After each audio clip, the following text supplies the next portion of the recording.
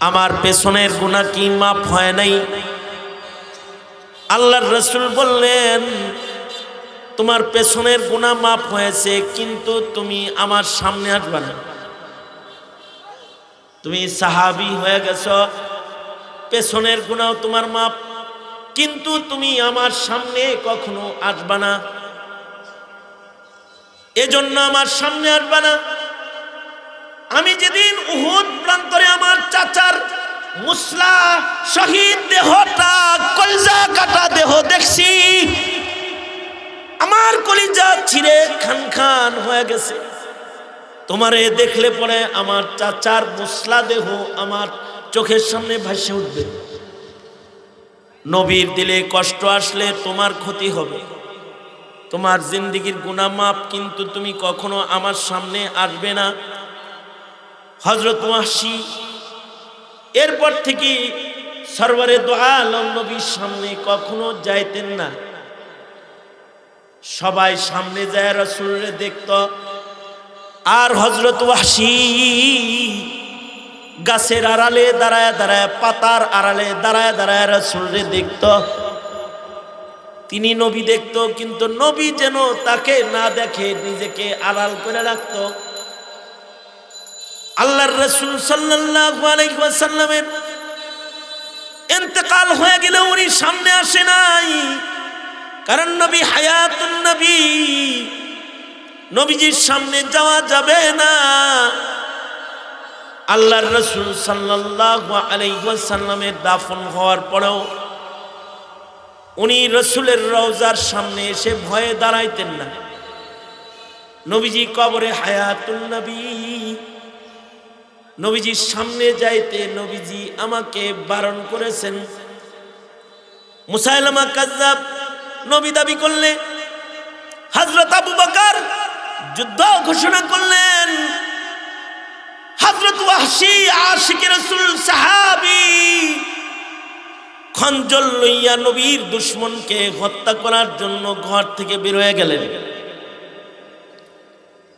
যুদ্ধ শুরু হয়ে গেলে হযরত ওয়াহশী জীবনের ঝুঁকি নিয়ে ভেতরে প্রবেশ করলেন এবং মুসাইলামা কাজ্জাবকে নিজের হাতে উনি হত্যা করলেন, ভণ্ড নবী কতল করলেন। আশ্চর্য বিষয় হলো, কতল করার পরে উনি খঞ্জরটা হাতে ধরে উঠায়া চিৎকার দিয়ে বলতেছে, কাতালতু খায়রান নাস, কাতালতু শাররান নাস। আমি এই খঞ্জর দিয়ে আমির হামজাকে মারছিলাম। যার কোনো আমল নাই, একটা আমলও নাই, কিন্তু তার ঈমান হেফাজত হয়েছে, সেই ঈমান নিয়ে কবরে গেছে। দোজখের আগুন থেকে সে মুক্তি পাবে এক সময় এবং সে জান্নাতে প্রবেশ করবে। আল্লাহর রাসূল বলেছেন, আমার উম্মতের সবচেয়ে ছোট ঈমানদার যে হবে, যার ঈমান সবচেয়ে কমজোর, সর্বকনিষ্ঠ ঈমানদার যে, তাকেও আল্লাহ তাআলা যে জান্নাতটা দান করবেন, সেই জান্নাতটা আয়তন হবে এমন পৃথিবীর 10 পৃথিবীর সমান। শুধু ঈমান কবরে নিয়ে গেলে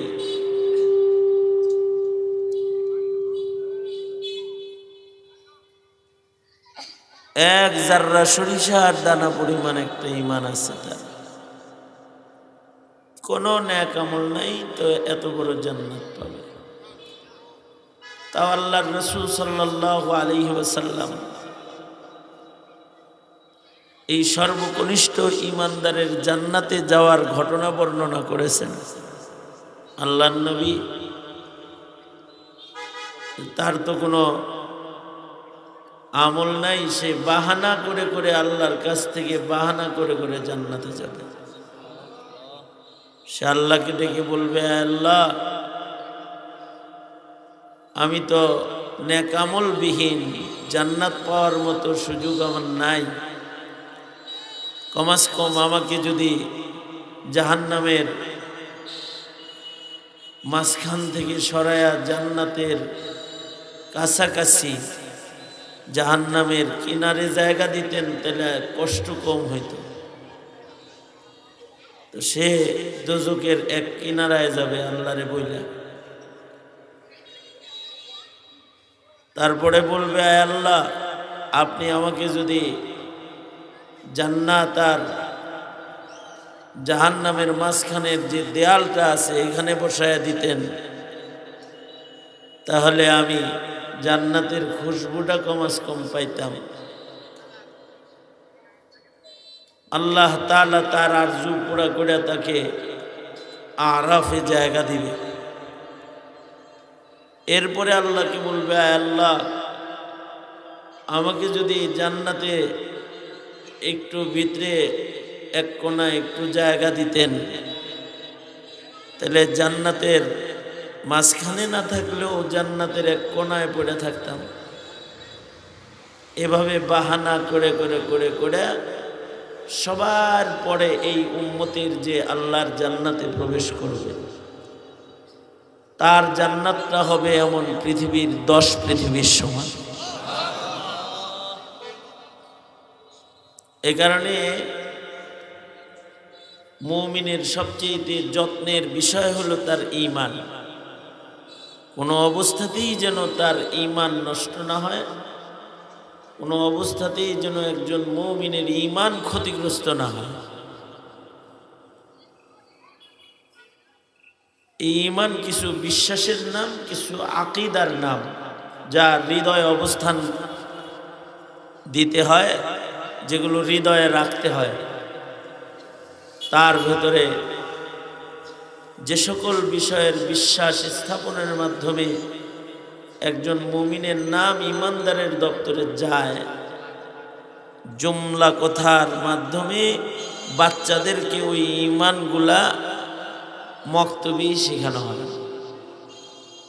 একটা বাচ্চা যখন, মুসলিম বাচ্চা যখন মক্তবে যায়, তখন তাকে শেখানো হয়, আমানতু বিল্লাহি ওয়া মালাইকাতিহি ওয়া কুতুবিহি ওয়া রুসুলিহি ওয়াল ইয়াউমিল আখিরি ওয়াল কদরি খাইরিহি ওয়া শাররিহি মিনাল্লাহি তাআলা ওয়াল বাসি বাদাল মাউত। আল্লাহর উপরে ঈমান বলতে হয়, হে আল্লাহ, আমি ঈমান আনলাম আপনার উপরে, আপনি ছাড়া আর কোনো ইলাহ নাই, আল্লাহ ছাড়া আর কোনো ইলাহ নাই। এ কারণে কালিমার ভেতরে বলে, লা ইলাহা ইল্লাল্লাহ মুহাম্মাদুর রাসূলুল্লাহ, আশহাদু আল্লা ইলাহা ইল্লাল্লাহ ওয়া আশহাদু আন্না মুহাম্মাদান আবদুহু ওয়া রাসূলুহু। ঈমানের বড় 2 জুজ, আল্লাহর উপরে ঈমান, নবীর উপরে ঈমান। ঈমানে মুজমাল আর একটু বিস্তারিতভাবে ঈমান, সেটা হলো আল্লাহর উপরে ঈমান, আল্লাহর ফেরেশতাদের উপরে ঈমান। ফেরেশতাদের উপরেও ঈমান রাখতে হয়। ফেরেশতা আছে না নাই? জোরে আওয়াজ করে বলেন, ফেরেশতা আছে না নাই? ফেরেশতা আছে। ফেরেশতার উপরে ঈমান। ফেরেশতা আমাদের ডানে বামেও বসা আছে। ডান কাঁধে একজন ফেরেশতা আছে, যিনি আমাদের জিন্দেগীর সব নেক কাম লিখতেছে। বাম কাঁধে ফেরেশতা আছে, যিনি আমাদের গুনাহ খাতা লিখতেছে। এগুলোর উপরেও বিশ্বাস রাখতে হবে। যদি কারোর এই বিশ্বাস না থাকে, তাহলে তার ঈমান নষ্ট হয়ে যাবে। যার ঈমান নষ্ট হয়ে যাবে, সে চিরস্থায়ী দোজখী জাহান্নামী হয়ে যাবে। সে কোনোদিন আর দোজখ থেকে বের হইতে পারবে না। আল্লাহ তাআলা বলেছেন, তোমাদের 2 জন ফেরেশতা 2 কাঁধে আছে, কিরামান কাতিবিন ইয়ালামুনা মা তাফআলুন। দুইজন সম্মানিত ফেরেশতা তোমাদের দুই কাঁধে আছে। তোমরা যা করো সব তারা অবলোকন করে, দেখে, তারা জানে। যেখানে কেউ থাকে না আমাদের সাথে, সেখানেও দুইজন ফেরেশতা পাহারাদার হয়ে আমাদের ডান কাঁধে বাম কাঁধে থাকে। ফেরেশতা আল্লাহর পক্ষ থেকে দেয়া পাহারাদার। কোনো নেকি করলেও তারা লিখে ফেলে, হোক না এটা এক জাররা। কোনো গুনাহ করলেও তারা লিখে ফেলে, হোক না সেটা এক জাররা। জাররা পরিমাণ গুনাহও আমাদের আমলনামার থেকে তারা ছুটতে দেয় না।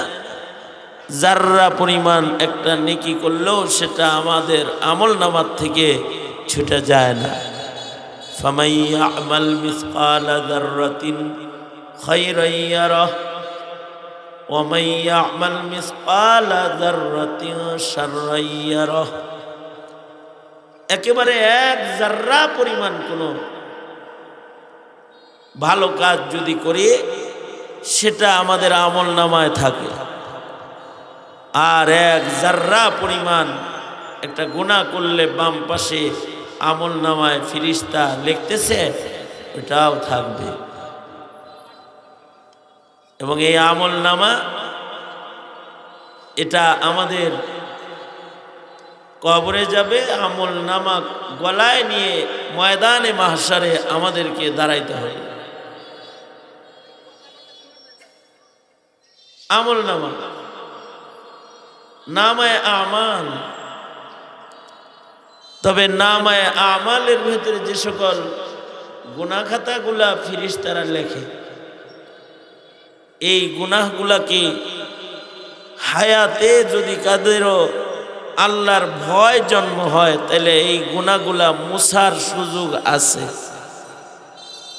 ফেরেশতারা গুনাহ লিখতেছে, এই গুনাহগুলা মুছার সুযোগ, বলেন, সুযোগ আছে। পদ্ধতি কি? পদ্ধতি হলো তওবা। কেউ যদি খালেস তওবা করে তাহলে গুনাহ মুছে দেওয়া হয়। আমাদের মুরব্বীরা বলেন তওবার উপমা হলো সাদা ফ্লুইড কালির মতন। সাদা কাগজে সাদা কালি মারে লেখা মোছার জন্য। আমলনামার গুনাহ মোছার জন্য তওবার কালিমায়রা যদি দেয় তাইলে গুনাহ মুছে যায়। আল্লাহু আকবার বলেন, আওয়াজ করে বলেন আল্লাহু আকবার। গুনাহ উঠতেছে, লিখতেছে কে? ফেরেশতা। কার নির্দেশে? জোরে আওয়াজ করে বলেন কার নির্দেশে? এই বিশ্বাসের নাম, বলেন বিশ্বাসের নাম। যদি কারোর এই বিশ্বাস না থাকে তাহলে কি হয়ে যাবে? বেঈমান হয়ে যাবে, ঈমান নষ্ট হয়ে যাবে। ঈমান নষ্ট হওয়ার সাথে সাথে সে চিরস্থায়ী দোজখে চলে যাবে। তো ফেরেশতা গুনাহ লিখতেছে, নেকিও লিখতেছে। এক জাররা নেকি করলে সেটাও ফেরেশতা লিখতেছে, এক জাররা গুনাহ করলে পরে সেটাও লিখতেছে। আমলনামায় এগুলো থাকবে, হারাবে না। ওয়াকুল্লা ইনসানিন আলজামনাহু তাইরাহু ফি উনুকিহি ওয়া নুখরিজু লাহু ইয়াওমাল কিয়ামাতি কিতাবান ইয়ালকাহু মানশুরা ইকরা কিতাবাকা কাফা বিনাফসিকাল ইয়াওমা আলাইকা হাসিবা। এবং আশ্চর্য এই ফেরেশতাদের লিখিত আমলনামা এত সুন্দর করে এরা লিখবার লাগছে। ময়দানে মাহশারে আল্লাহ যখন এটা গলায় দিয়ে আমাদের দাঁড় করাইব, তো আমাদের বিচার আর মিজানের পালার কাছে নিয়ে করার জরুরত পড়বে না।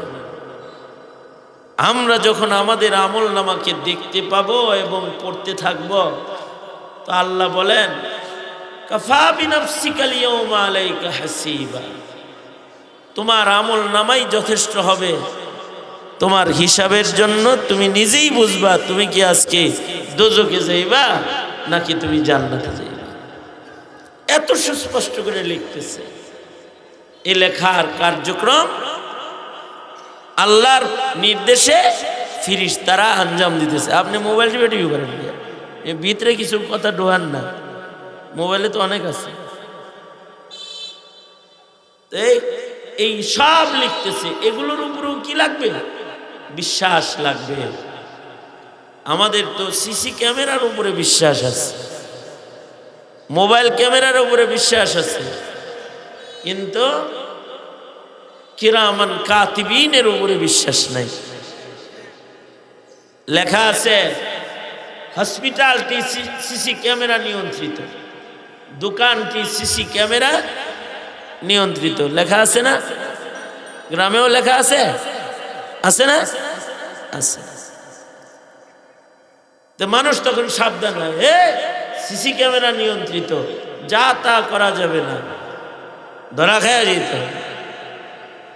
মানুষের বানানো ক্যামেরা, গোপন ক্যামেরা, এইটা বিশ্বাস করলেন।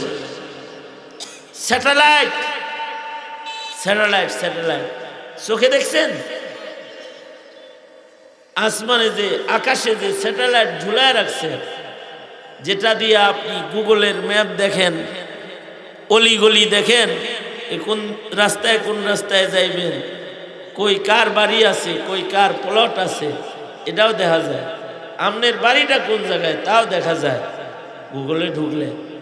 এই ক্যামেরাটা কি দেখছেন চোখে? জীবনে দেখছেন? দেখি নাই।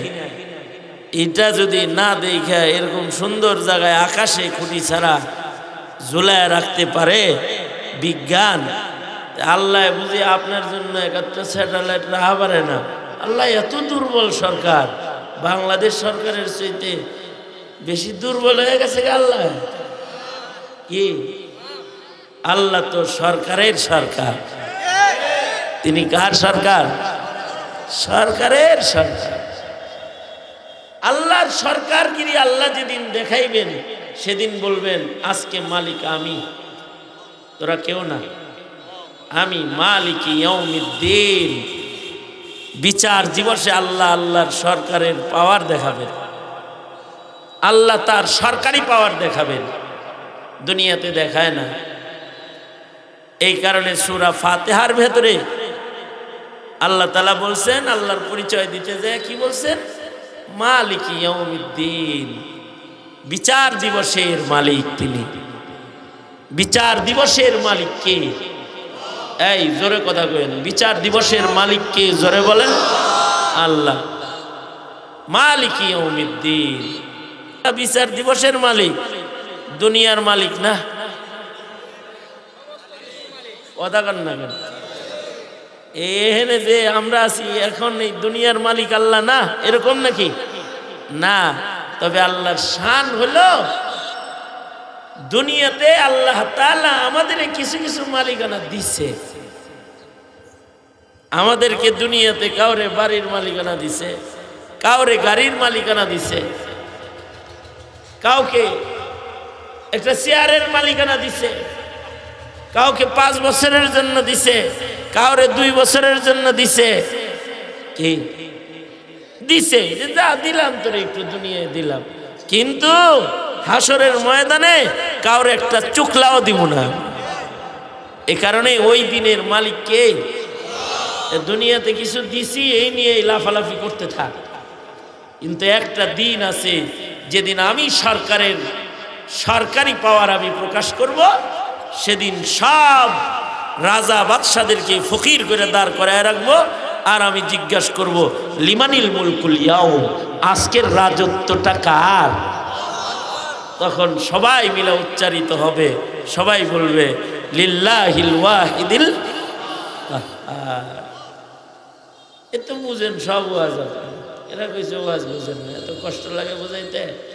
দুনিয়াতে কিছু মালিকানা আমাদের দিচ্ছে, কিন্তু একটা দিন কোন মালিকানা কাউকে কিছুই দিবে না, সবাই আসামি হয়ে দাঁড়াবে। সেটা হলো বিচার দিবস। সেদিন আল্লাহ আল্লাহর পাওয়ার দেখাবে। এত বড় মহান মালিক সরকার যিনি, তার স্যাটেলাইটের উপরে ঈমান রাখা দরকার না? না, হ্যাঁ, সরকারের স্যাটেলাইটের উপরে ঈমান রাখলেন, আল্লাহর স্যাটেলাইটের উপরে ঈমান রাখবেন না? আল্লাহ ক্যামেরা সেটিং করে রাখছে, সব লিখতেছে। আল্লাহ তাআলা ময়দানে মাহশারে সবার গলায় একটা একটা করে আমলনামা দিয়ে দাঁড় করায় বলবে, ইকরা কিতাবাক, আজকে তোমার বিচার আমার করার দরকার নাই। আমার ফেরেশতারা তোমার যে আমলনামাটা তোমার ডান কাঁধে বাম কাঁধে বয়ে বয়ে লেখছে, এটা আজকে খালি এক নজর বুলাও, এটারে খালি এক নজর দেখো, তাহলে বিচার আমার করা লাগবে না। তুমি নিজেই বুঝবা তুমি কি আজকে জান্নাতে যাইবা নাকি তুমি জাহান্নামে যাইবা। তোমার হিসাবের জন্য তুমি নিজেই যথেষ্ট হইবা।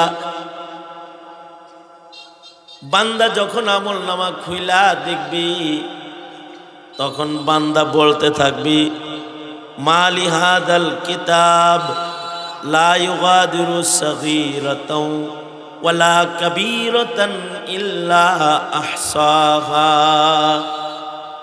বান্দা এটা পড়েই বলবে, হায় হায়, এ কিতাবের কি হলো, এটা কেমন কিতাব, এটা দেখি আমার ছোট্ট নেকিকেও ছাড়ে নাই, ছোট্ট গুনাহকেও ছেড়ে দেয়।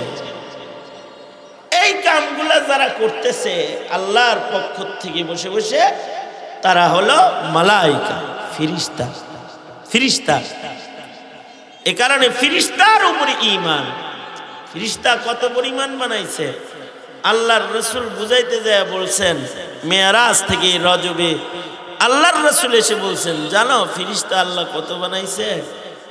এত ফেরেশতা বানাইছে, আকাশে একটা মসজিদ আছে ফেরেশতাদের ইবাদতগাহ, মসজিদ আল বাইতুল মামুর।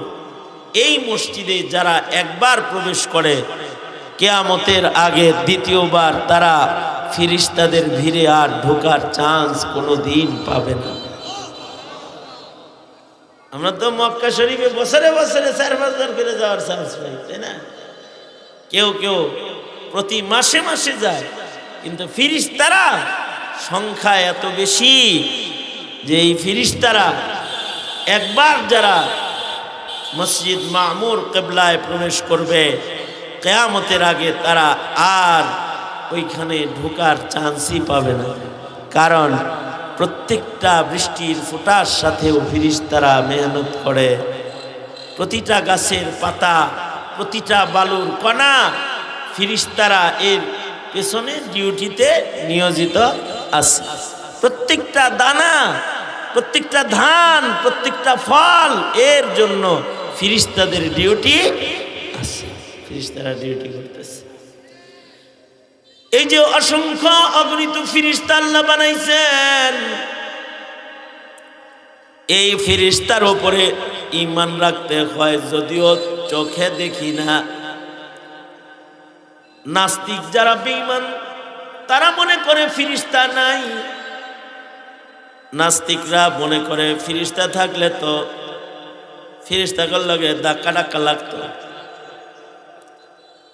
ওরা মনে করে কই খালি গায়ে বসে রয়েছি, সারা জনম কান হাতাইলাম, একটা পিঁপড়া থাকলে সেটা আমার হাতে বাজলো, কিন্তু ফেরেশতা রয়েছে, ফেরেশতারা আমার কাঁধে বয়ে বয়ে লিখতেছে, দেখি না। এ কারণে ফেরেশতা যেহেতু দেখা যায় না, নাস্তিকরা বলে ফেরেশতা মানি না, যা দেখি না তা মানি না। ফেরেশতা তো দেখা যায় না, কিন্তু আছে। ফেরেশতার উপরে বিশ্বাস রাখার মাধ্যমে ঈমান আনতে হয়। যার ফেরেশতার উপরে বিশ্বাস নষ্ট হয়ে যায়, তার ঈমান নষ্ট হয়ে যায়। ফেরেশতাদের আকৃতিও আছে, কিন্তু ফেরেশতাদের আসল আকৃতি দেখার মতো শক্তি আমাদের। সাহাবীদের ভিতরে 2-4 জন ফেরেশতাকে দেখছেন। ফেরেশতা দেখার সাথে সাথে ফেরেশতাদের আসল আকৃতিতে এক আধজন দেখে ফেলেছেন। যিনি দেখেছেন তার চোখ অন্ধ হয়ে গেছে। ফেরেশতা দেখার কারণে কি হয়েছে? এই চোখ দিয়ে ফেরেশতাদের আসল আকৃতি দেখেছে, অন্ধ হয়ে গেছে। আল্লাহর রাসূল সাল্লাল্লাহু আলাইহি ওয়াসাল্লাম হযরত জিবরাইলকে ওনার আসল আকৃতিতে দেখতে চেয়েছেন, কিন্তু আসল আকৃতিতে হযরত জিবরাইল নবীজির সামনে তার আসল আকৃতিতে দেখা দেওয়ার জায়গা নাই, এটা প্রকাশ করেছেন। বলছেন, ওগো আল্লাহর নবী, দেখতে যেহেতু চাইছেন তো আকাশে তাকান। তা আল্লাহর রাসূল আসমানে তাকিয়েছেন। হযরত জিবরাইল ওনার 600 ডানার থেকে একটা ডানা খুইলা খালি আকাশে বিছায়া দিছেন। পুরা আসমানটা ভরে গেছে, আকাশ ভরে গেছে। হযরত জিবরাইল বলে, আল্লাহর নবী, ওই যে যেটা দেখছেন না, এটা আমার আসল আকৃতির একটি ডানা মাত্র। আমি যদি আমার আসল আকৃতি ডানা সব মেলে দিই, তাহলে আসমান এর ফাঁকা জায়গায় আমার আসল আকৃতি দেখানো সম্ভব না। তবে ফেরেশতা জিবরাইল এই আসল আকৃতি দিয়া জান্নাত ভ্রমণ করেছেন বারবার। আল্লাহ জান্নাত বানায়া জিবরাইলকে জান্নাতের ভিতরে তার আসল আকৃতিতে ঘুরতে দিছে। যাও 600 ডানা মেলে জান্নাতে একটু উড়ো, দেখো জান্নাতটা কত বড়।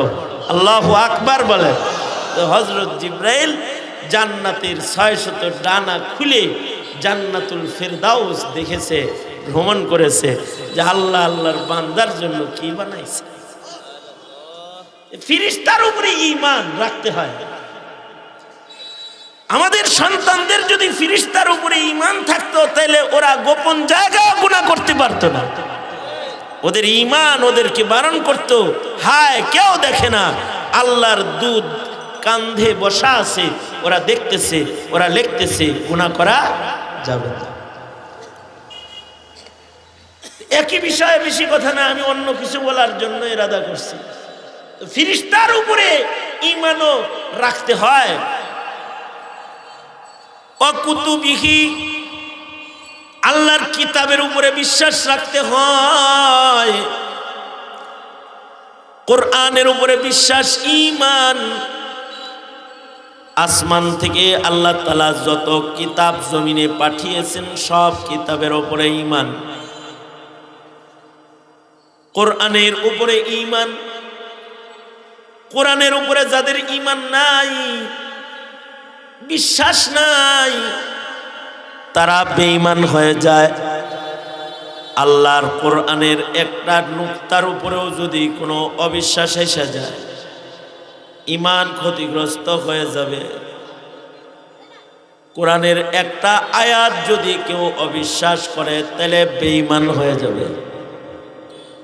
আল্লাহর কোরআনে আল্লাহ যা বলেছেন, আল্লাহর কোরআনের উপরে পরিপূর্ণ আস্থা, ঈমান, বিশ্বাসের মাধ্যমে একজনের নাম মুমিনের দপ্তরে যায়। কিতাবুল্লাহ, কোরআনের উপরে যাদের ঈমান নাই, তারা বেঈমান হয়ে যায়। এ কারণে কোরআনের উপরে বিশ্বাসের নাম ঈমান। মুমিনের আল্লাহর কোরআন বিশ্বাস করে মুমিন হইতে হয়। জাগতিক শিক্ষা অর্জন করে, কিন্তু কোরআনের উপরে বিশ্বাস রাখতে হয়। যদি কেউ জাগতিক শিক্ষার ভিড়ে কোরআনের উপরে অনাস্থা এসে যায়, আল্লাহর কিতাব কোরআনের উপরে যদি কারোর অনাস্থা এসে যায়, তাইলে সে সাথে সাথে বেঈমান হয়ে যায়, তার ঈমান নষ্ট হয়ে যায়।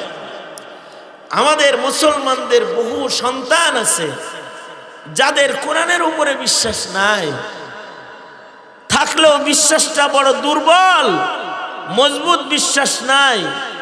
এটা যে হুদাল্লিল আলামিন, এটা যে হুদা, এটা পথ প্রদর্শক, এইটার ঈমান বিশ্বাস নাই। এটা যে লা রাইবা ফি, এর ভেতরে যে কোনো সন্দেহ নাই, ভুল নাই, এমন বিশ্বাস তার ভেতরে নাই। বহু মুসলমানের সন্তান মনে করে এটা মধ্যযুগের কিতাব, এই যুগে এটার দরকার নেই। তারা অনেকে মনে করে এই যুগে হলো ট্রান্সজেন্ডার, এই যুগে হলো যত বিজ্ঞানের নতুন নতুন লেখাপড়া আছে, এইটা হলো লেখাপড়া। কিতাবুল্লাহর উপরে, কোরআনের উপরে ঈমান নেই। অথচ আল্লাহর কোরআনের উপরে ঈমান রাখতে হবে এইভাবে, কোরআনের ভেতরে কোনো ভুল নাই। কোরআন হিফাজতকারী আল্লাহ, কোরআনকে সবচেয়ে বেশি মোহব্বতকারী আমি মুমিন। মুমিন হিসেবে সবচেয়ে বেশি মোহব্বত করতে হবে, কোরআনকে সবচেয়ে বেশি ইজ্জত করতে হবে, কোরআনকে পড়তে হবে, কোরআনকে মানতে হবে। না বুঝেও যদি কেউ কোরআন পড়ে, অক্ষরে অক্ষরে নেকি জমা হবে। কোরআন যদি কেউ শুনে, তাও আমলনামায় নেকি জমা হবে।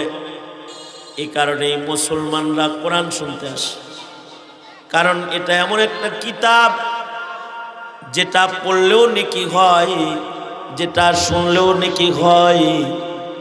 কোরআনের কথা শুনলেও সওয়াব হয়, কোরআন বুঝে শুনলেও সওয়াব হয়, না বুঝাও যদি কেউ কোরআন শুনতে থাকে সওয়াব হয়। যখন কোরআন পড়া হয়, আল্লাহর নির্দেশ হলো ফাস্তামিউ লাহ, কোরআনকে ভালো করে তোমরা শোনো। কোরআন শোনাটাও একটা ইবাদত। এই যে কিতাব সংশ্লিষ্ট কিছু আদাব আছে, এই সব আদবগুলো পরিপূর্ণ হৃদয়ে যাদের থাকবে তাদের ঈমান হেফাজত হবে। তাছাড়া তাদের নিজের অজান্তেই তাদের ঈমান শয়তানে নিয়ে যাবে, চলে নিয়ে যাবে, ঈমান নষ্ট হয়ে যাবে। সুতরাং পড়ানো হয় অকুতুবিহি, কিতাবের উপরে বিশ্বাস করো, এটার নাম ঈমান। অরুসুলিহি, সকল নবীদের উপরে ঈমান। বাবা আদম থেকে শুরু করে আমাদের নবী পর্যন্ত যত নবী আসছে, সব নবীর উপরে বিশ্বাস, ঈমান। নবীকে নবী হিসেবেই মানতে হবে। নবীকে নবী হিসেবে বিশ্বাস স্থাপনের মাধ্যমে একজনের নাম মুমিনের দপ্তরে আসবে। সকল নবীদেরকে বিশ্বাস করতে হবে কেমন, যে সব নবীরা মাসুম, কোন নবীর জীবনে কোনো গুনাহ নাই। আল্লাহু আকবার বলেন। নবীরা আল্লাহর মনোনীত, নবীদের কোনো গুনাহ নাই। নবীরা মানুষ, কিন্তু নবীদের নফস মাসুম নফস। আমরা গুনাহ করি, কিন্তু পৃথিবীর কোনো পয়গম্বর বাবা আদম থেকে শুরু করে আমাদের নবী পর্যন্ত যত নবী আসছে দুনিয়াতে, কোন পয়গম্বর গুনার কল্পনাও করে নাই। আল্লাহু আকবার বলেন। কোন পয়গম্বররা গুনার কল্পনাও করে নাই। এইভাবে নবীদের শান মতো সকল নবীর নবুয়তকে মানার নাম হলো ঈমান। যে এটা মানবে না সে কি হবে? এ কারণে নবীদের ভুল যারা খুঁজছে, তাদের সাথে আহলুস সুন্নাতি ওয়াল জামাআর সম্পর্ক, জোরে বলেন, আরো জোরে বলেন, আরো জোরে বলেন। যারা নবীদের ভুল খুঁজে, অমুক নবীর এই ভুল, অমুক নবীর এই ভুল খুঁজে বের করবার চায়, তাদের কি নাই? তারা আহলুস সুন্নাতি ওয়াল জামাত থেকে তারা খারিজ। তাদের সাথে আহলুস সুন্নাতি ওয়াল জামার সম্পর্ক নাই। নবীদের উপরে পূর্ণ আস্থা, পূর্ণ বিশ্বাস রাখতে হয়, এবং বিচার দিবসের উপরে ঈমান রাখতে হয়। আমাদের আরেকটা দিবস আছে যেদিন আমাদের বিচার হবে। যেমন নাস্তিক মুরতাদ যারা, তারা বিচার দিবস মানে না। ওরা মনে করে বিচার বলতে কিছু নাই, কবরের আযাব বলতে কিছু নাই। নাস্তিকরা মনে করে যে দুনিয়াতে জন্মাইছি, আইছি, খামু দামু, ফুর্তি করবো, মরে যাবো, মাটির সাথে মিশে যাবো, কিচ্ছা এখানেই শেষ হয়ে যাবে। কিন্তু মুমিনের ঈমান হলো, আরে মরার দ্বারাই হলো আসল কাহিনী কেবল শুরুই। মরার দ্বারাই কি হবে? জোরে আওয়াজ করে বলেন, মরার দ্বারাই কি হবে? আসল কাহিনী মরার দ্বারাই শুরু হবে। মৃত্যুর মাধ্যমে মানুষের জীবনের কিচ্ছা শেষ না, এবার হইল কিচ্ছা শুরু। একদিন তো কিচ্ছাটা লেখার জন্য তোমার টাইম দিছিল, তুমি কি জান্নাতের কিচ্ছা লিখবা না দোজখের কিচ্ছা লিখবা? তোমাকে সুযোগ দেওয়া হয়েছিল, এবার কাহিনী শুরু হবে। মরার মাধ্যমে তোমার বরজখ আখিরাত শুরু হইতেছে এবং তোমাকে আল্লাহর আদালতে দাঁড়াইতে হবে। ইদা ওয়াকাতিল ওয়াকিআহ লাইসা লিওয়াকাতিহা কাযিবা। ঘটনা একটা ঘটবে, বিচার দিবস কায়েম হবে, ঘটনাটা সত্য ঘটবে, মিথ্যা নয়। বলেছেন কে? সবাই মিলে আওয়াজ করে বলেন, বলেছেন কে? বিচার যে হবে এ এলান কার? এই বিচার দিবস কি সত্য না মিথ্যা? অনেকে এটাকে মিথ্যা বলবে, এ কারণে আল্লাহ বলেন লাইসা লিওয়াকাতিহা কাযিবা। ঘটনাটা আসলে মিথ্যা নয়, সত্য সত্যই ঘটনা ঘটবে। বিচার তোমার, বিচার দিবসের উপরে ঈমান রাখতে হয়। যাদের বিচার দিবসের উপরে ঈমান নাই, এগুলো সব মুসলমানের ঘরে জন্ম কিন্তু আসলে বেঈমান। ঠিক আসতে বললেন কেন? বুঝা কইছেন? বুঝা থাকলে ভালো করে বলেন, ঠিক না বে ঠিক জোরে বলেন। যদি কেউ বলে বিচার দিবস নাই, সে কি ঈমানদার না বেঈমান? যদি কেউ বলে কবরের আযাব নাই, সে কি ঈমানদার না বেঈমান? বেঈমান। এই সব কিছুর উপরে ঈমান রাখতে হয়। এই সব কিছুর উপরে ঈমানের পাশাপাশি আমাদের নবীর উপরে বিশেষ কিছু ঈমান রাখতে হয়। সব নবীর নবুয়তের উপরে ঈমান রাখবে, কিন্তু আমাদের নবীর নবুয়তের উপরে ঈমান কিভাবে রাখবে? আল্লাহ তাআলা বলতেছেন, মা কানা মুহাম্মাদুন আবা আহাদিম মির রিজালিকুম, মা কানা মুহাম্মাদুন আবা আহাদিম মির রিজালিকুম ওয়ালাকিন রাসূলুল্লাহ ওয়া খাতামান নাবিয়্যিন ওয়া কানা আল্লাহু বিকুল্লি শাইইন আলিমা। আমাদের নবী আলাইহিস সালামের উপরে বিশ্বাস হবে আমাদের এমন যে আমাদের নবীর পরিচয় এটা না। আল্লাহ বলতেছেন যে আমাদের নবী তোমাদের মধ্য থেকে কোন মানুষের বাপ, এটা তার আসল পরিচয় না। তোমাদের নবীর আসল পরিচয় হলো তিনি শেষ নবী। তিনি শেষ নবী। কিয়ামত পর্যন্ত আমাদের নবীর পরে আর কোন নবীর আগমন ঘটবে? জোরে আওয়াজ করে বলেন, ঘটবে? আর কেউ নবী হবে না।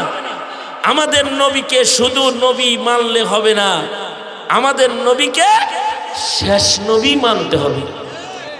মুফতি আজম পাকিস্তান মুফতি শফি রহমতুল্লাহ আলাইহি আকীদায়ে খাতমে নবুওয়াত এর উপরে আলাদা কিতাব লিখেছেন, যে কিতাবের উপরে, কিতাবের ভেতরে মুফতি আজম শফি রহমতুল্লাহ আলাইহি আল্লাহর কোরআন থেকে নবীজির শেষ নবী হওয়ার সুস্পষ্ট 100 ওরও বেশি আয়াত ওনার কিতাবে জমা করছেন, যার ভেতরে আল্লাহ তাআলা বলে দিয়েছেন যে আমার বন্ধু শেষ নবী। আর 200-ও বেশি সরাসরি হাদিস নবীজির বর্ণনাকে মুফতি আজম শফি রহমতুল্লাহ আলাইহি ওনার কিতাবের ভেতরে জমা করেছেন। হাজারো সাইক্রো আকওয়াল মুহাদ্দিসিন মুজতাহিদিনদের ওই কিতাবের ভেতরে উনি জমা করে উম্মতের কাছে এগুলো পেশ করেছেন। এ উম্মত, তোমাদের নবী কিন্তু শেষ নবী, তোমাদের নবীর পরে আর কোন নবী না। আমাদের নবী আলাইহিস সালাম শেষ নবী, নবীজির পরে আর কোন নবী নাই। আল্লাহর রাসূল বলেন, নবুয়তের ঘরের শেষ ইট হলাম আমি, আনাল আকিব, আমি সর্বশেষ নবী, আনা খাতামুন নবিয়্যিন খুতিমা বিয়ান নবিয়্যুন, আমার দ্বারায় সকল নবীদের আগমনের ইতি ঘটাইছেন আল্লাহ তাআলা। আমার পরে আর কোন নবী এই দুনিয়ার মাটির উপরে আসবে না, আর কারণ নবুয়ত চলবে না। আমাদের নবীজিকে আল্লাহ তাআলা পূর্বের নবীদের মতন কোনো একটা গোত্রের অথবা কোনো একটা জেলার অথবা কোনো একটা দেশের নবী করে পাঠান নাই। আমাদের নবীকে আল্লাহ তাআলা আলামিনের নবী বানাইছেন। আমাদের নবী সম্পর্কে আল্লাহ তাআলা বলেন, ওমা আরসালনাকা ইল্লা রাহমাতাল লিল আলামিন। অর্থাৎ আল্লাহ তাআলা রব্বুল আলামিন মুহাম্মাদুর রাসূলুল্লাহ सल्लल्लाहु अलैहि वसल्लम रहमतुल लिल आलमीन। जहाँ तक है रुबूबियत खुदा की वहाँ तक है नबूवत मुस्तफ़ा की। আল্লাহ পাকের রুবুবিয়াত যেখানে যেখানে আছে, আমাদের নবীর নবুয়ত সেখানে সেখানে আছে। এ কারণে আমাদের নবীজিকে তার নবুয়ত দিয়া শুধুই মাত্র জমিনে ঘোরান নাই, আমাদের নবীকে নবুয়ত সহ আল্লাহ তাআলা আরশে আজিমেও নিছেন। আমাদের নবীকে সপ্তাকাশ সফর করাইছেন। আমাদের নবীজির মেরাজ হয়েছে। আমাদের নবীজি সরাসরি আল্লাহর সাথে দিদার করেছেন। রজবে আল্লাহর রাসূল আসমানের সফর করেছেন, কারণ নবী রহমাতুল লিল আলামিন। যেখানে যেখানে আল্লাহ পাকের রুবুবিয়ত চলে সেখানে সেখানে মুহাম্মাদুর রাসূলুল্লাহ সাল্লাল্লাহু আলাইহি ওয়াসাল্লামের নবুয়ত চলে। কিয়ামত পর্যন্ত নতুন কোন নবীর আগমন এই পৃথিবীতে ঘটবে না।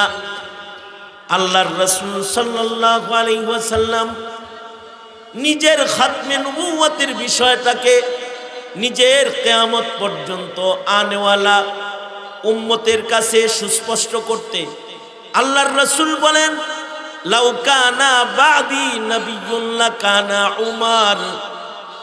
আমার পরে যদি কেউ নবী হইতো তাহলে আমার পরে আল্লাহ তাআলা উমরকে নবুয়ত দান করত। হযরত উমরকে নবুয়তি দেয়া হতো, কিন্তু আমার পরে আর নবী নাই বিধায় উমরও নবী না।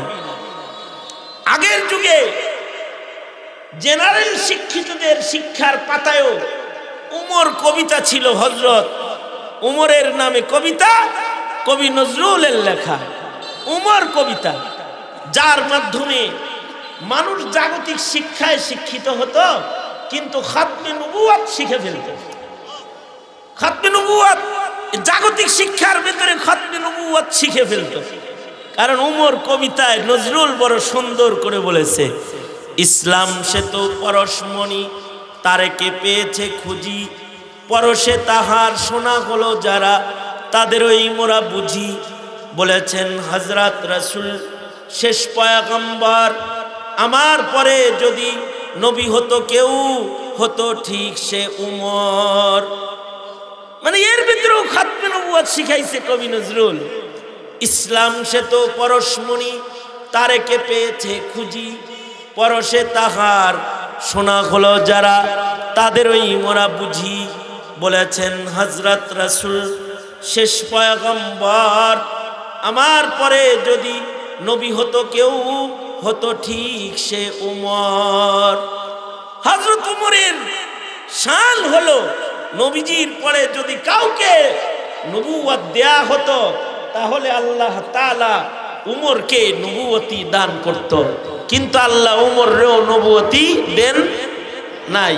বলেন দেন, জোরে বলেন দেন নাই। বরঞ্চ নবীজির পরে যারা নবুয়তের দাওয়া করেছে, আল্লাহর রাসূল সাল্লাল্লাহু আলাইহি সাল্লামের জামানাতেও একজন নবুয়তের দাবি করেছে।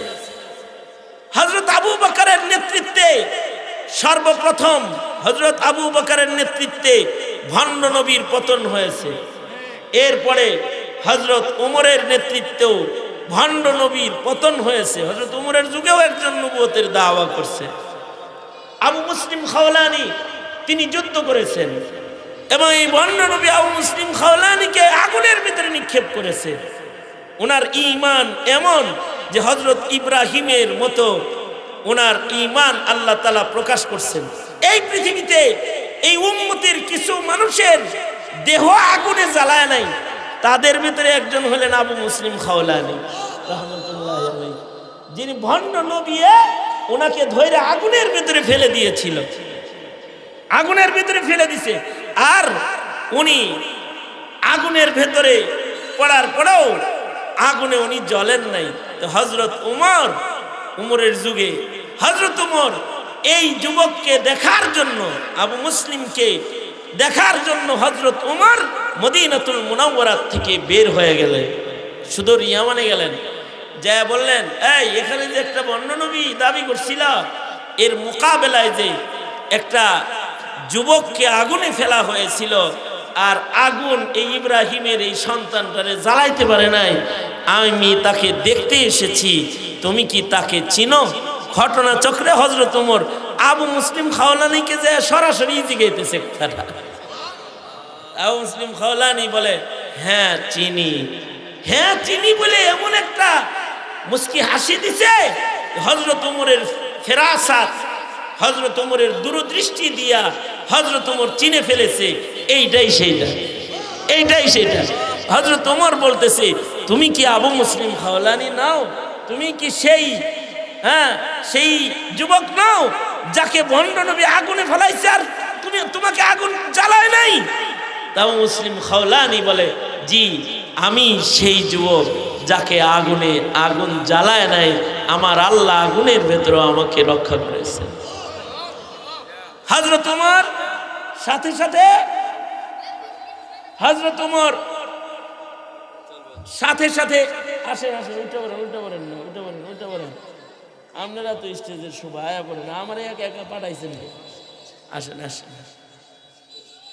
হযরত উমর যে আবু মুসলিম খাওলানির কপালের ভিতরে চুম্বন করলেন, আমি ইব্রাহিমকে চুমু দিতে পারি নাই। হযরত উমর বলে, তবে একজন আশিকে রাসূল ইব্রাহিমের সন্তানের কপালে চুমা দিলাম, যার দেহ আগুনে পুড়ে নাই। হযরত ওমর কপালের ভিতরে যে চুমা দিচ্ছেন। হযরত সিদ্দিক আকবর রাদিয়াল্লাহু আনহু ভণ্ড নবীর বিরুদ্ধে জিহাদ ঘোষণা করেছিলেন মুসাইলামা কাজ্জাবের বিরুদ্ধে। মুসাইলামা কাজ্জাব নবীর দাবিদার হয়েছিল, হযরত আবু বকরের যুদ্ধ ঘোষণা হলো।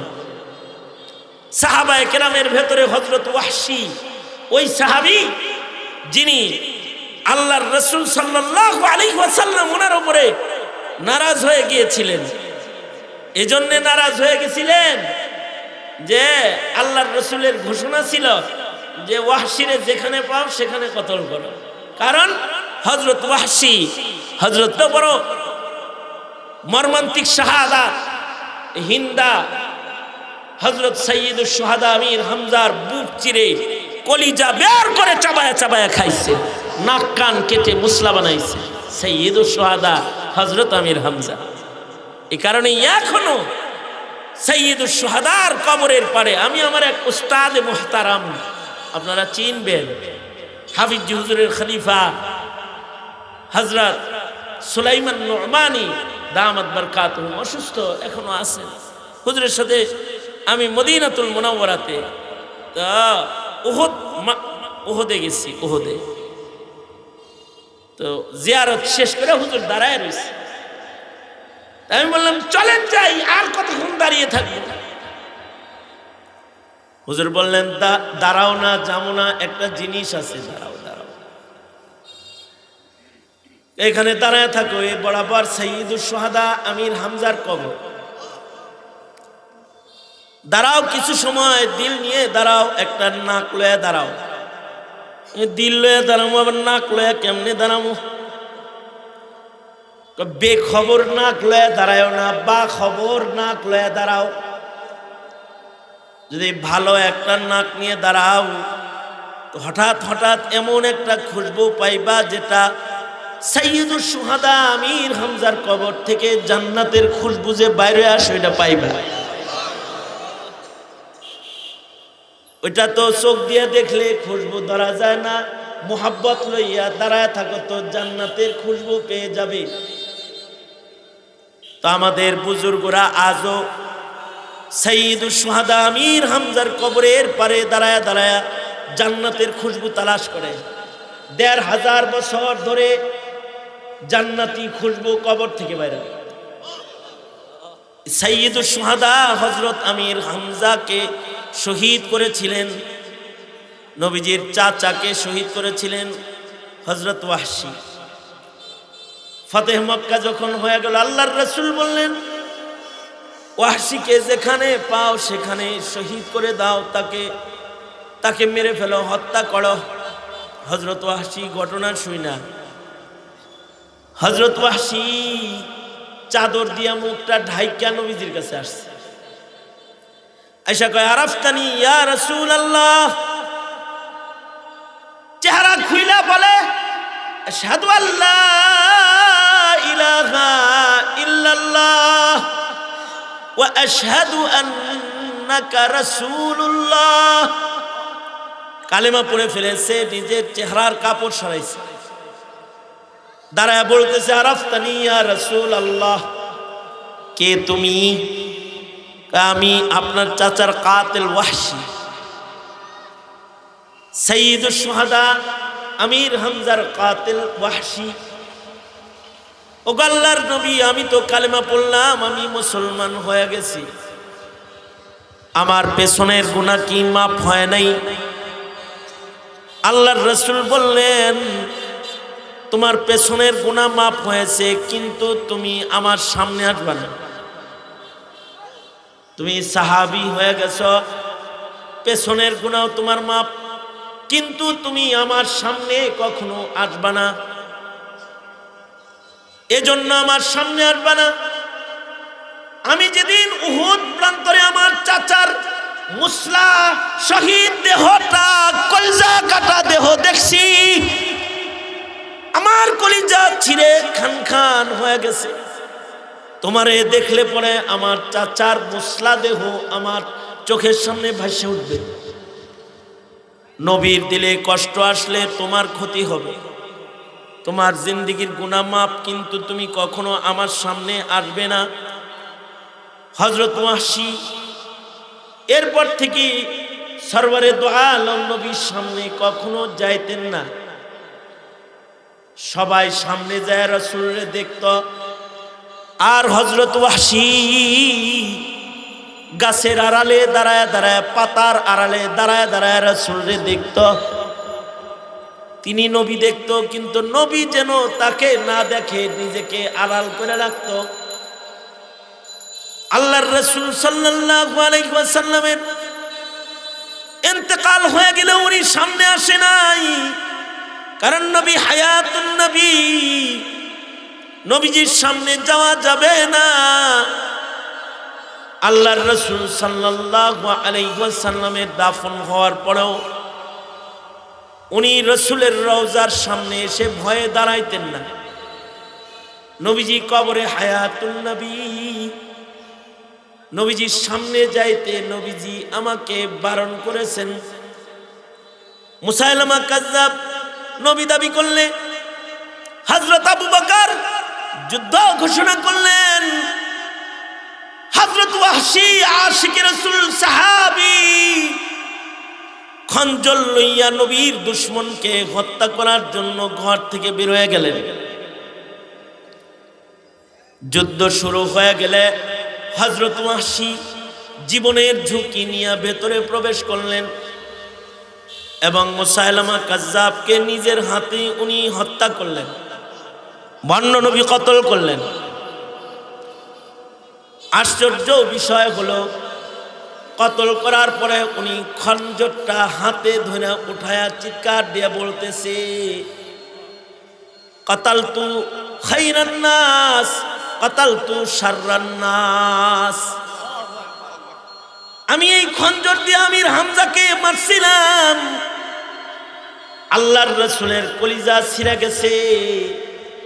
কাতালতু শাররান নাস, দাজ্জাল মারলাম, রাসূল বলছেন আমার পরে যারা নবী দাবি করবে এরা সব দাজ্জাল, কুল্লুহুম কাযযাবুন দাজ্জালুন। তা আমি আজকে এই খঞ্জর দিয়ে মুসাইলামা কাযযাবকে মানলাম। আজকে যদি আমার রাসূল বাঁচা থাকতেন তাহলে আমার মন বলে আল্লাহর রাসূল যে হিজাব পর্দা দিছিল আমার এটা সরায় নিতে নবী। আর রাসূল বলতেন ওয়াহশী আমার চাচা শহীদ করে তুমি যে আমার কলিজা ভাঙছিলা, মুসাইলামা কাযযাবকে হত্যা করার পরে আমার ভাঙ্গা কলিজা জোড়া লাগছে। আইও তুমি সত্য সত্যই তারিখের কিতাব লেখে হযরত ওয়াহশী স্বপ্নে দেখেন মুসাইলামা কাযযাবকে মারার পরে হযরত ওয়াহশী স্বপ্নে দেখতেছেন আল্লাহর রাসূল ওয়াহশীকে ডাকতেছে, কত মানুষ রওজায় আসে তুই আসস না, কষ্ট পাইছিলাম কষ্ট নাই, দাজ্জালটারে মারছস আমি খুশি হয়ে গেছি, পর্দা সরায়া দিলাম। ভণ্ড নবী, ভণ্ড নবী। ওই সময়ে ভণ্ড নবীর আগমন ঘটেছে। সর্বশেষ ইংরেজরা ভারতবর্ষে যে ভণ্ড নবী পয়দা করেছে তার নাম হলো মির্জা গোলাম আহমদ কাদিয়ানী। এক সময় জিল্লি নবী দাবি করেছে, এক সময় নিজেকে ঈসা দাবি করেছে, বিভিন্ন সময় নিজেকে মুজাদ্দিদ দাবি করেছে। শেষ পর্যায়ে গিয়ে সে নিজেকে নবুয়তের দাবিদার করেছে এবং সে বিশ্ব নবীর পরে নবুয়তের দাওয়া করেছে। এই মুসাইলামা কাযযাব যেমন দাজ্জাল কাফের, আরো যারা নবীর দাবিদার হয়েছে তারা যেমন কাফের।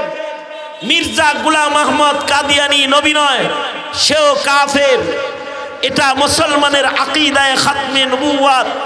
কেউ যদি এটা সন্দেহ করে কাদিয়ানীকে কাফের না বলে তাইলে মুফতি আজম পাকিস্তান, মুফতি আজম পাকিস্তানের খাতমে নবুওয়াতের ভাষ্য মতে এবং হাটহাজারীর আহমদ শফি রহমতুল্লাহ আলাইহির ফতোয়া মাফিক যে কাদিয়ানীকে কাফের বলবে না, মুসলমানের ঘরে জন্ম হওয়ার পরেও সে মুসলমান থাকবে না, সেও কাফের হয়ে যাবে, সেও কাফের হয়ে যাবে।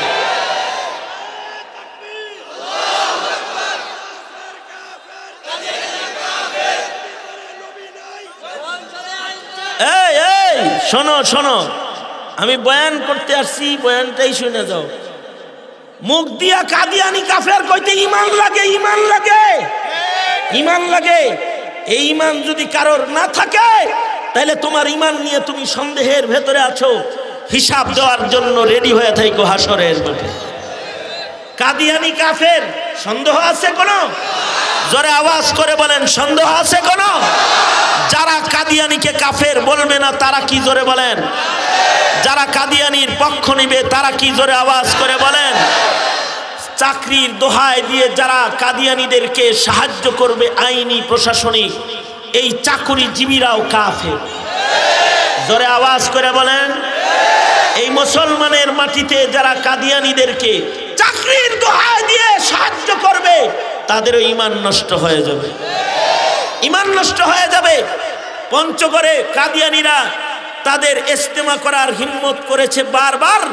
মুসলমানরা আবু মুসলিম খাওলানির মতো তাদের ঈমান প্রকাশ করে বারবার বারবার বাংলার মুসলমানেরা শহীদ হয়েছে, কিন্তু খাতমে নবুয়তের চাদর নিয়ে টানাটানি করতে দেয় নাই। আজও দিবে না, কিয়ামত পর্যন্তও দিবে না, ঠিক কিনা? জোরে আওয়াজ করে বলেন। মনে রাখতে হবে বিশ্ব নবীর পরে কিয়ামত পর্যন্ত আর কোন নবী নাই। হ্যাঁ, ঈসা আলাইহিস সালাতু ওয়াস সালাম আসবেন নবী হয়ে নয়, উম্মত হিসেবে অনুসরণ করার জন্য আসবেন, অনুসরণ করার জন্য। আল্লাহর রাসূল বলেন ঈসা না খানি লাউ কানা মূসা হাইয়ান, মূসাও যদি জীবিত থাকতো সেও আমার ইত্তিবা করত। এমনকি আল্লাহ তাআলা সকল নবীদের রূহকে একত্রিত করে হযরত মুফতি আজম তার কিতাবে লিখেছেন, আনোয়ার শাহ কাশ্মীরি রহমতুল্লাহ আলাইহি ওনার কিতাবে লিখেছেন আল্লাহ সব নবীর কাছ থেকে এই আহাদ, এই অঙ্গীকার নিয়েছেন যে তোমরা আমার নবীর খাতমে নবুয়তের সহযোগী থাকবে। আল্লাহু আকবার, জোরে করে বলেন, আরো জোরে আওয়াজ করে বলেন, জোরে বলেন। এ কারণে যে নবী নবী হয়ে আইছে, সে নবীর আইয়া আবার খাতমে নবুয়ত বিশ্ব নবীর মাইকিং কইরা তারপরে কবরে গেছে। শেষ পর্যন্ত ঈসা আলাইহিস সালাতু ওয়াস সালাম নবীর নবুয়তকে প্রতিষ্ঠা করার জন্য আসমানে আছেন, আল্লাহ উঠায় নিয়ে গেছেন, আবার আসবেন দামেস্কের জামে মসজিদের ছাদের উপরে নামবেন এবং বিশ্বনবীর খাতমে নবুয়তকে প্রতিষ্ঠা করবেন, দাজ্জালকে হত্যা করবেন এবং মদিনাতুল মুনাওয়ারাতে আল্লাহর রাসূলের জিসমে আতহারের পাশে তিনি দাফন হইবেন। রাসূলের রওজার পাশে ওনাকে শায়িত করা হবে। তিনি এই পৃথিবীতে আসবেন এবং 40-42 বছর পর্যন্ত এই দুনিয়াতে উম্মত হয়ে বসবাস করবেন। লাইলাতুল কদর, রমজানের গোলামি করবেন। আল্লাহু আকবার, জোরে চিৎকার করে বলেন আল্লাহু আকবার। আনোয়ার শাহ কাশ্মীরি রহমাতুল্লাহ আলাইহি লিখেছেন যে হযরত ঈসা আলাইহিস সালাতু ওয়াস সালাম উনি এই পৃথিবীতে যখন আসবেন, আসার পরে উনি 2টা বিয়ে করবেন। ওনার 2 বিবির কালেমা হবে লা ইলাহা ইল্লাল্লাহ মুহাম্মাদুর রাসূলুল্লাহ। 7টা বাচ্চা ওনার জন্মগ্রহণ করবে 2 বিবির পেট থেকে, তাদের সকলের কালিমা হবে লা ইলাহা ইল্লাল্লাহু মুহাম্মাদুর রাসূলুল্লাহ। আর ঈসা নবীর ঘরে জন্মে যদি কারোর কালিমা হয় লা ইলাহা ইল্লাল্লাহ মুহাম্মাদুর রাসূলুল্লাহ, এটাই যদি হয় আল্লাহর বিধান, তাহলে মুসলমানের ঘরে জন্মায়া যদি কেউ বলে কাদিয়ানি নবীউল্লাহ, তাহলে তার চাইতে বদনসিব এই পৃথিবীতে আর কে হতে পারে? সুতরাং বিশ্ব মুসলিম ঐক্যবদ্ধ, খাতমে নবুয়তের পরে 90% মুসলমানের মাটিতেও তোমরা যুব সমাজ যারা আছো, আবু মুসলিম খাওলানির মতো ঈমান প্রকাশ করবে খাতমে নবুয়তের মাসআলায়, হযরত ওয়াহশীর মতো ঈমান প্রকাশ করবে খাতমে নবুয়তের মাসআলায়। মনে রাখবে, জিন্দেগীর গুনাহের মাধ্যমে আমরা যারা আল্লাহ পাকের হুকুমকে অমান্য করে আল্লাহ পাককে কষ্ট দিয়েছি, খাতমে নবুয়তের মুহাব্বতের মাধ্যমে আল্লাহ পাকের পক্ষ থেকে মাগফিরাত পাওয়ার দরওয়াজা তোমার আমার জন্য খোলা আছে। হযরত আনোয়ার শাহ কাশ্মীরি রহমাতুল্লাহ আলাইহি যখন মরজে মউতে ছিলেন, উনি মৃত্যু সজ্জায় তখন অসুস্থতা নিয়ে উনি একবার এক খাতমে নবুয়তের কনফারেন্সে হাজির হলেন। আর যা বললেন যে আমি অসুস্থ, উঠতে পারি না, দাঁড়িয়ে নামাজ পড়তে পারি না, তারপরেও আমি এই খাতমে নবুয়ত কনফারেন্সে এজন্য হাজির হয়েছি কারণ আমি আনোয়ার শাহ কাশ্মীরি জানি যে আমার তো আমার আল্লাহর কাছে নেওয়ার মতো কোনো আমল নাই। কমাস কম নবীর খাতমে নবুয়তের 2টা কথা যদি নবীর উম্মতদেরকে আজকে আমি বলতে পারি, তাহলেও হয়তোবা আল্লাহর রাসূল এর বদলায় আল্লাহর রাসূলের সাথে আমাকে নিয়ে জান্নাতে প্রবেশ করবে। এই উম্মত নবীজির খাতমে নবুয়তকে মুহাব্বত করবে, খাতমে নবুয়তের আকীদাকে লালন পালন করবে, খাতমে নবুয়তকে প্রতিষ্ঠা করবে এবং খাতমে নবুয়তকে রক্ষা করবে। এটা এই উম্মতের ঈমানি জিম্মাদারি। সঙ্গত কারণেই বলছি, এই বাংলাদেশের মাটিতে কাদিয়ানীদেরকে অমুসলিম ঘোষণা করতে আর তাদের দৌরত্বের আঘাতে মুসলমানদের ঈমানকে ক্ষতিগ্রস্ত যেন না হয়, রক্ষা হয়, তাদের পরিচয়কে বাংলাদেশের মাটিতে কাফের হিসেবেই সুস্পষ্ট করতে যে কোনো ত্যাগ, যে কোনো কোরবানি, যে কোনো পদক্ষেপ আকাবের উলামায়ে দেওবন্দ তথা এদেশের আলেমরা যদি ডাক দেয় আর নবী প্রেমিকদেরকে যদি আহ্বান করে, আসো আমরা সবে মিলে খাতমে নবুয়ত রক্ষা করি, ইংরেজের প্রতিষ্ঠিত দালাল কাদিয়ানির পরিচয় মুখোশকে আমরা জাতির কাছে খুলি, তো তোমরা মুসলমানের সন্তান যারা আছো, তোমরা খাতমে নবুয়তের জন্য যে কোনো কুরবানি দিতে প্রস্তুত থাকবে তো ইনশাআল্লাহ। আল্লাহ তাআলা সবাইকে কবুল আর মঞ্জুর করুক। সকলকে আল্লাহ তাআলা